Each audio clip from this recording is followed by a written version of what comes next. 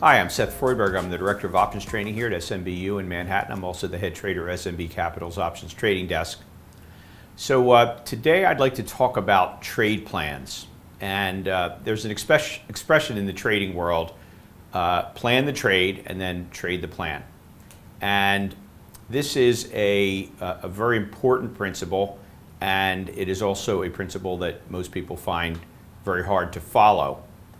And I want to get into that a little bit today because I think it's an important topic and a topic that a lot of people tend to overlook.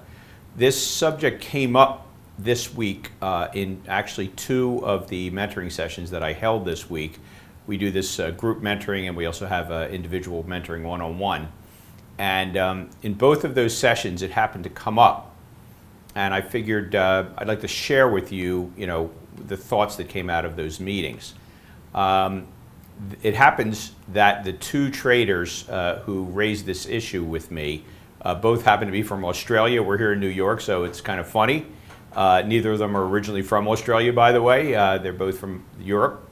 But in any event, you know who you are, and I'm going to keep this anonymous, but it's actually very complimentary to both traders, as you will see. So let's talk about trader number one from Down Under and how this issue arose in our mentoring session with him. So this particular trader, we'll call him Australian number one, has a brilliant mind for options trading. I've been working with him for years, actually, and he's very creative and very deep thinker. And as a result, he designs strategies that are complex and based on a lot of factors and indicators and so forth that he watches. All that's great. What's been a challenge for him is the fact that when he actually gets down to the live trading, he changes course midstream because he's so smart. He comes up with yet another creative idea, but he comes up with it midstream in the course of the live trade without really backtesting the concept. And so he feels it will work. It's usually a really interesting idea. But what ends up happening in many cases with him is that by changing course in the middle of the trade, he ends up kind of creating a problem for the trade that ultimately costs him to either lose the trade or certainly not make as much as he would have otherwise. So he recognized this trait, and that's the first thing. The first thing is to recognize that you have a problem. And then the second thing is to set about solving it. And the way this trader solved it was he attended one of our Options Tribe meetings, and Dr. Brett Steenbarger, who's actually in the office here today in New York, was talking about this very subject. And during the webinar, this trader, Australian number one, asked, what do I do about my tendency to creatively modify my trade plan in the middle of the trade, thereby messing the trade up? And Dr. Steenbarger's answer was really interesting. He said, it's great that you're creative, and you should pour all of that creativity into the design of the trade.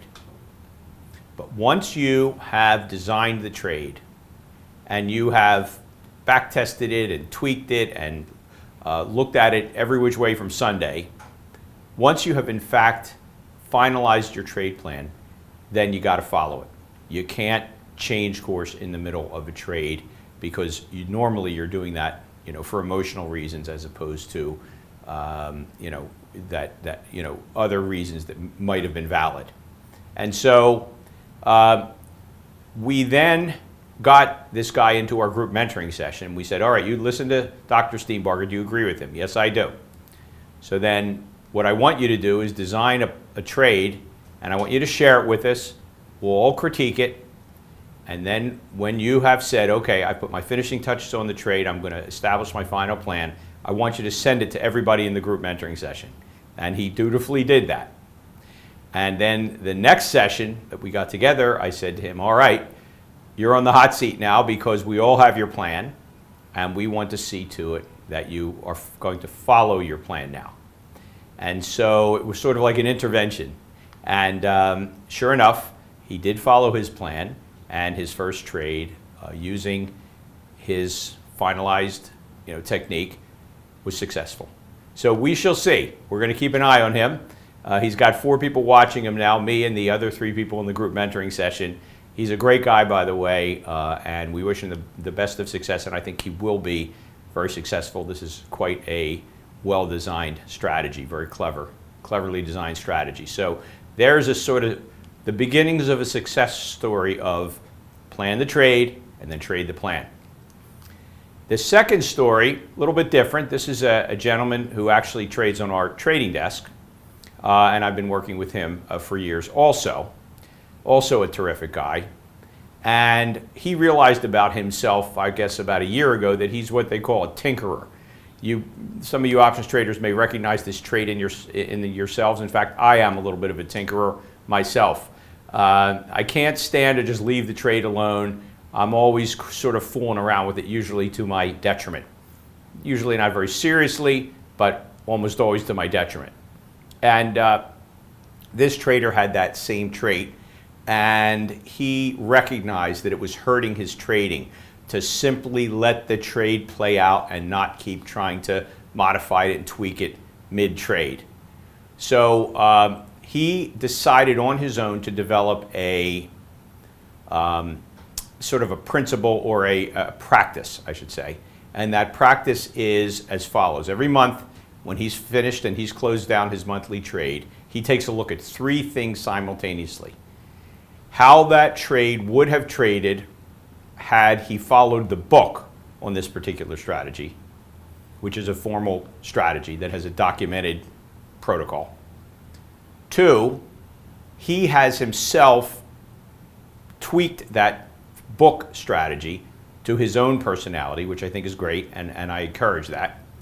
And he compares the formal way of trading it to the way that he has designed it to be traded. And thirdly, and most importantly, he compares the first 2 with how he actually traded it live. And what he found over time was every time he stuck with his plan, it improved, and his trading may not have been successful every month, but it was always an improvement upon the way he actually traded it. Meaning, because he didn't follow his plan, things were worse. When he back-tested it and looked at it, he realized things would have been fine and far improved had he simply traded the plan. So he undertook, which I think is really meritorious, he undertook to really force himself to look at these factors, compare them, and prove to himself that he's better off trading the plan. And guess what? For months now, he has done nothing but trade the plan. That doesn't mean he's made money in every one of these months. In fact, he has not. But he, by trading the plan, has proved to himself that he will do better by trading the plan than by improvising mid-plan. So it's a very, very important lesson, very commendable that he undertook to really do this comparison and prove to himself that it's better to trade the plan that you originally designed and stop improvising mid-trade, because you're almost always doing that for emotional reasons. So let's summarize.